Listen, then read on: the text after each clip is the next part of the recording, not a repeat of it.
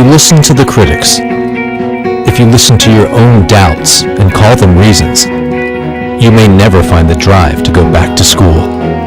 But a little change in direction, a new perspective, and the right program may make your successful new path a reality. The Accelerated Degree Program at Albright College. Start your degree or complete your degree one night a week in as little as 2 years. Albright College. A different way of thinking.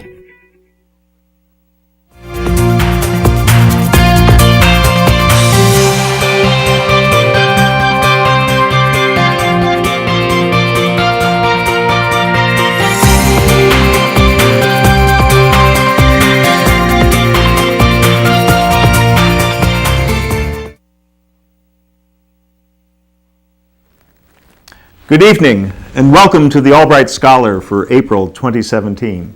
My name is John Pankratz. I teach history at Albright, and each month it's my privilege to welcome BCTV viewers and residents of Greater Reading to take a glimpse inside our learning community up here on North 13th Street, to look at the work being done by teachers and students, and to think about its impact upon all of us. Well, it's April. The school year has just a precious few weeks to go, and already we're thinking about some of our most accomplished senior students, thinking about all that they've done over the past 4 years. And one way to celebrate that is to look at work done by undergraduate researchers. I have with me 3 students who were part of a delegation of 9 students from Albright who recently attended the NCUR, or National Creative Undergraduate Research Conference at the University of Memphis. And they've literally just returned last night from their trip, and I thought we'd find out what they taught people there and what they learned from that experience. So my guests tonight are Prasadi Dangola, who's a communications major and a senior, and you're from Reading, Pennsylvania, right? Yeah. And then Jaya Minas, who is a French and Spanish major and Women and Gender Studies major, and you're from New Jersey, right? And Stephanie Mitchell is also a Readingite and a psychology major. Yep. Great. And I really appreciate your being on the show with me tonight. Thank you for having us. You went down there with 6 other students, all of them friends of yours, and you became closer as a result of the experience. And I should give a shout out to the professor who accompanied the group. And this was Dr. Jay Rajan, the Dearden Professor of Business and Economics here at Albright. And she sent me an email. She was unable to join us on the show tonight, but she said, I was fortunate to accompany our brilliant students to NCUR. They're an awesome group with great dedication to their research. And then she said about the conference itself, it was a wonderful experience. The conference brought together the best student researchers from all over the country. We had an opportunity to share research interests with students from other institutions and to witness great work. Overall, the Memphis experience had a lot of fun moments, too. Well, I'm sure you'd agree with that. Tell us a little bit about your preparation to go. All of you have been doing research as a big part of your undergraduate experience, right? Prasadi, you've? I think in preparing, we had to send an abstract first to the Honors Council here, so they would first approve it, and then we would submit it to the NCUR committee, which if we got selected by the NCUR, then our school would support us to get there.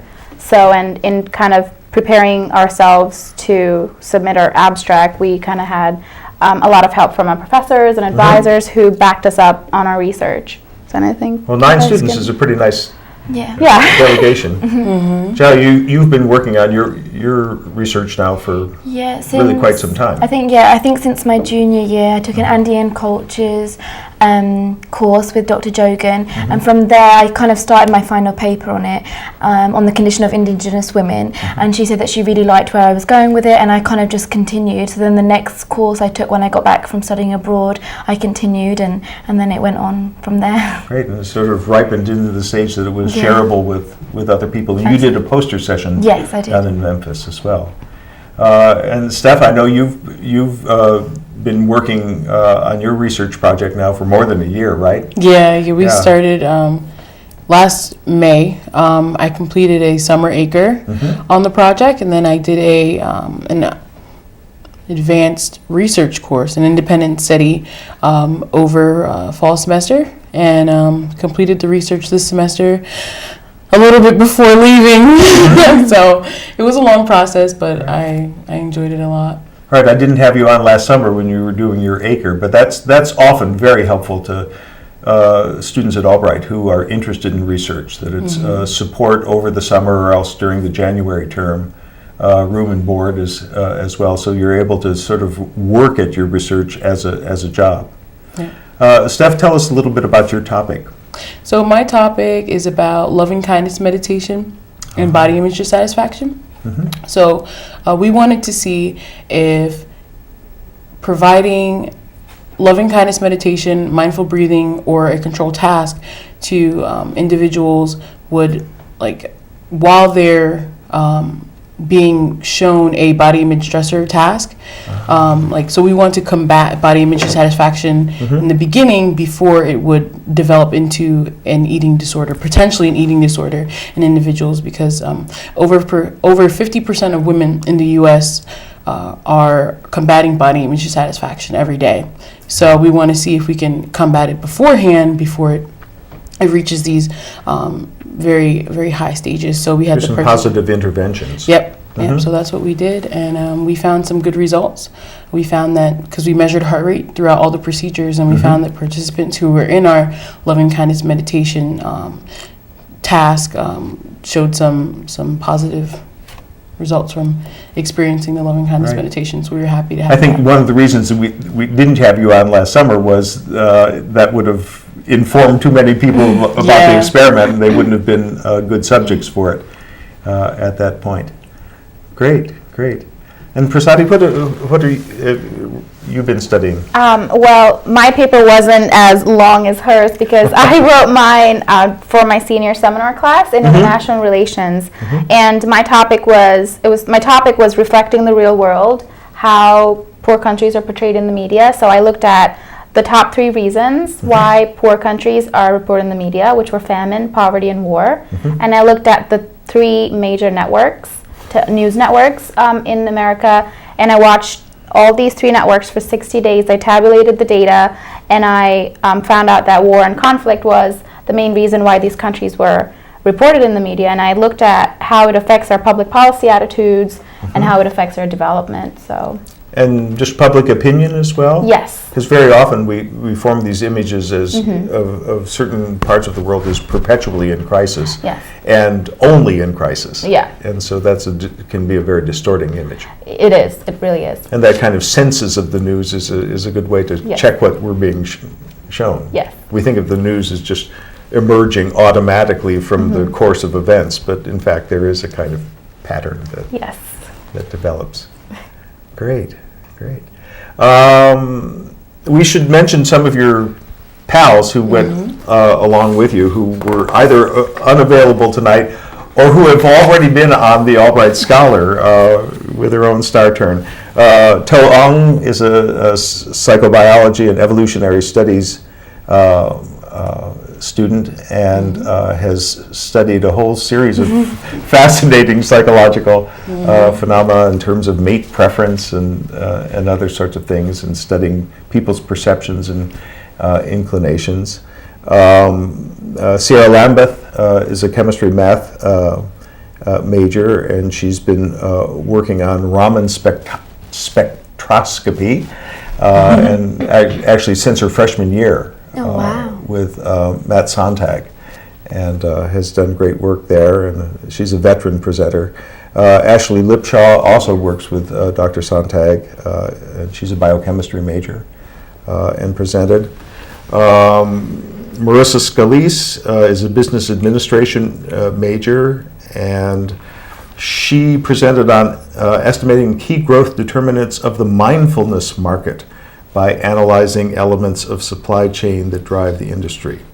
Liz Weinolt is a business administration major, and she studied marketing strategies targeting the bottom of the pyramid in a comparative way between a town in India and good old Reading, Pennsylvania.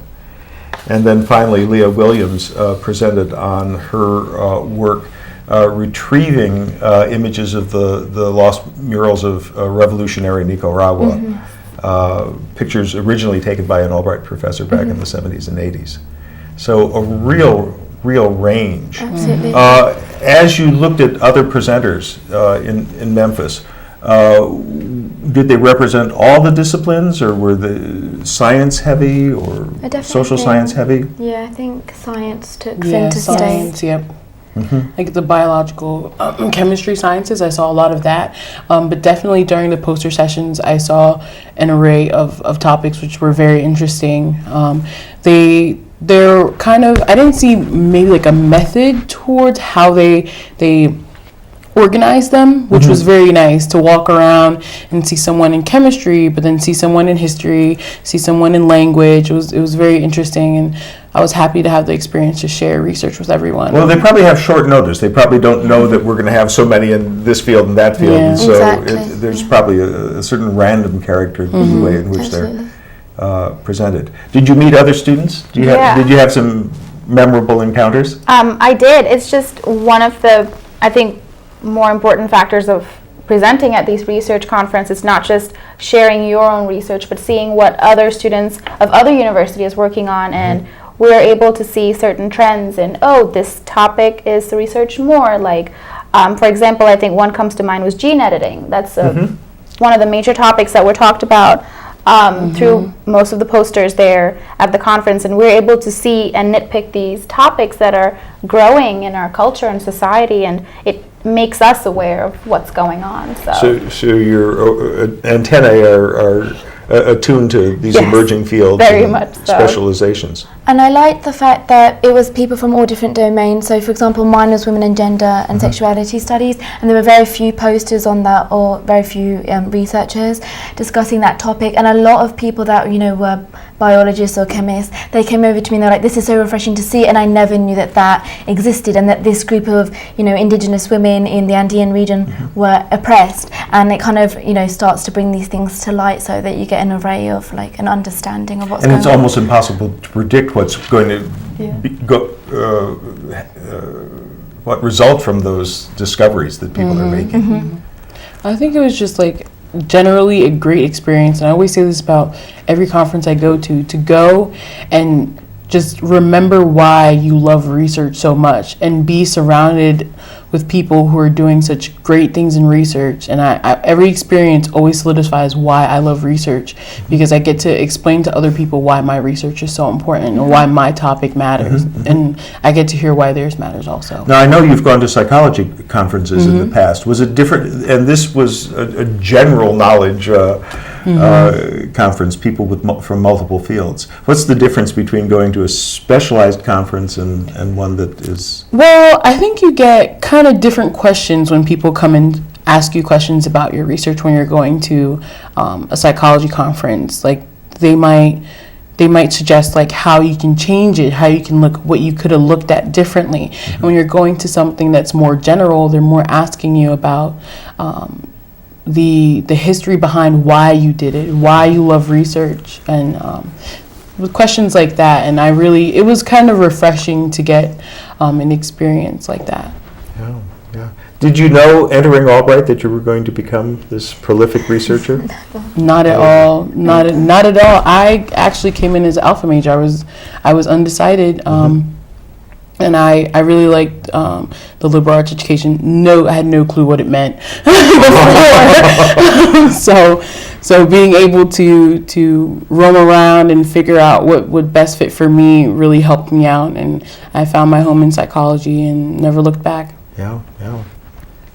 Sharon? But yeah, before, coming in even as a freshman and a sophomore, I never ever would have considered myself a researcher. And I think it was only when I started diving into this topic for my final paper and when Dr. Jogan kind of took me aside and said, this is really good stuff and it's really understudied, let's do something with this, that I started to think, okay, maybe this is for me, and going through that process and having a professor facilitate me with that kind of brought me to this, newfound realm of where I realised I love research and this could be my future. Great. Prasadi? Entering into college, I had no idea what to do. I entered as a psychology major, and that took a 180-degree turn when I was signed up to be a communications major. But research was never what I was good at. I was good at writing papers, yes, but not. I hated doing research. I couldn't stand it. But taking advanced level courses just pushed me to do more and more research, and I started kind of liking it. So. This is where I am now. Wow. So 3 voyages of sort of self-discovery and Absolutely. expanding capacities and that sort of thing. Yeah, that's a good Absolutely. story. I'd love to hear that. And I assume that now you've caught that bug, gaining more knowledge, bringing more sophisticated analysis is going to be part of your future as well. I hope so. Absolutely. I really hope so. What sort of plans and directions are you hoping to go? Okay. Well, I plan on, after graduation next month, I want to take a year off to kind of dive into my field and get some experience. But then I plan on continuing for a master's. Okay. International relations and intelligence. So hoping to actually continue my current research into a master's level, but we'll see how that goes. We'll see. Yeah. But you're going to work in journalism or in international? For now, I've accepted a position as a marketing assistant, so Okay. that's kind of my communication side. Yeah. Great. As of now, I'm applying for government jobs and internships in DC, and I've also applied, and I'm here at the end of April to teach English abroad in the Caribbean or in France. And then I would like to apply this year also for PhD programs for French and Spanish. In French and Spanish. And I think this really facilitated me in realising that I would like to do research and I want to do it within women's studies within Francophone or Hispanophone countries. Right. And certainly participating in this kind of conference Absolutely. really enhances your candidacy for a graduate Absolutely. program. Absolutely. Are you capable of doing individual research? Yeah. Here it is. Yeah. Here's what I've done. I've already shared it. Yeah. And Steph, you have exciting plans for the summer? I'm really excited this summer. I was offered an internship position with Columbia University Medical Center and the Centers for Disease Control. So this summer I'll be going to Atlanta for 2 weeks and orientating at the CDC. Then I'll be heading over to New York City for 8 weeks to intern there. Great. And I know you know something about medical centers. You've been working at Reading Hospital now for some time, right? Yeah, almost 2 years. Yeah. So you may be a familiar face to some of our viewers if they've ever stepped into the emergency room there. Great. Dr. Rajan points out that there was fun to be had in Memphis as well.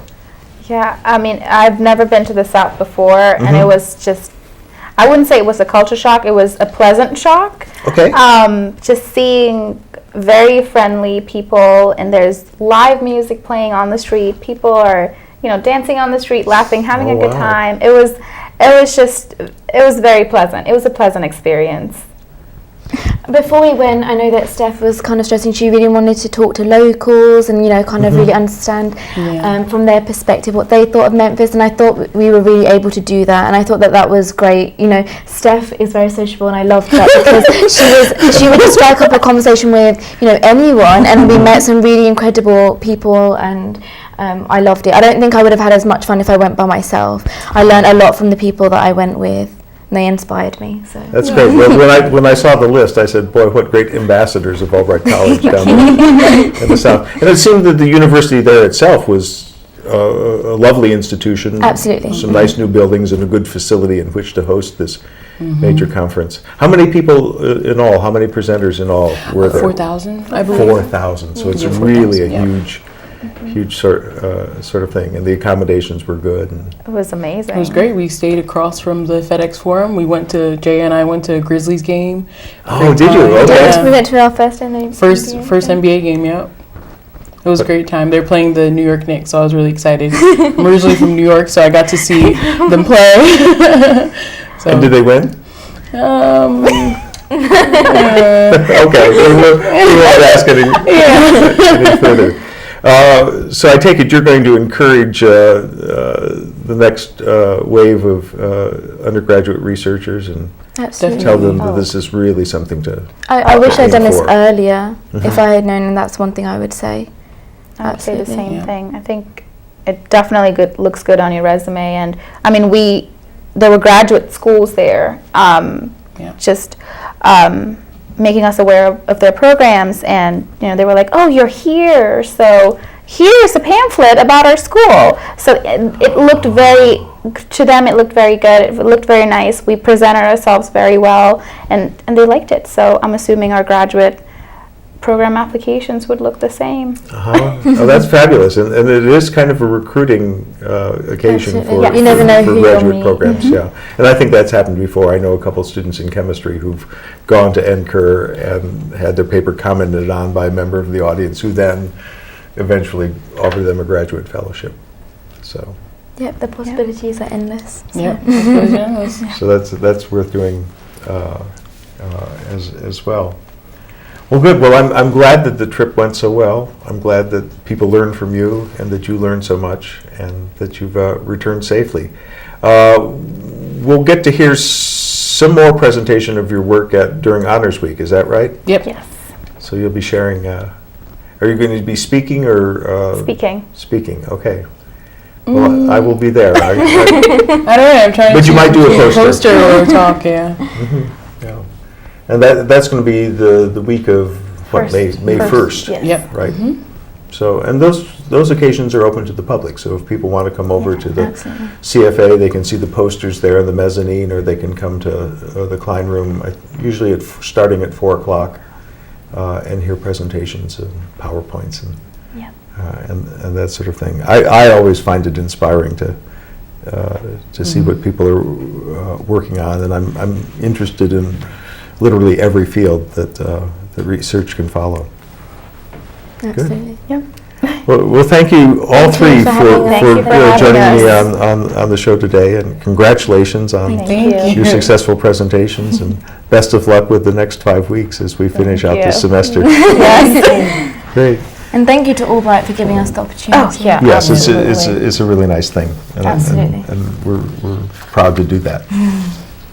Thank you as well. I'm really glad that you were able to join us on this show, and we'll look forward to another edition in May of the Albright Scholar. Good night. If you listen to the critics, if you listen to your own doubts and call them reasons, you may never find the drive to go back to school. But a little change in direction, a new perspective, and the right program may make your successful new path a reality. The Accelerated Degree Program at Albright College. Start your degree or complete your degree 1 night a week in as little as 2 years. Albright College, a different way of thinking.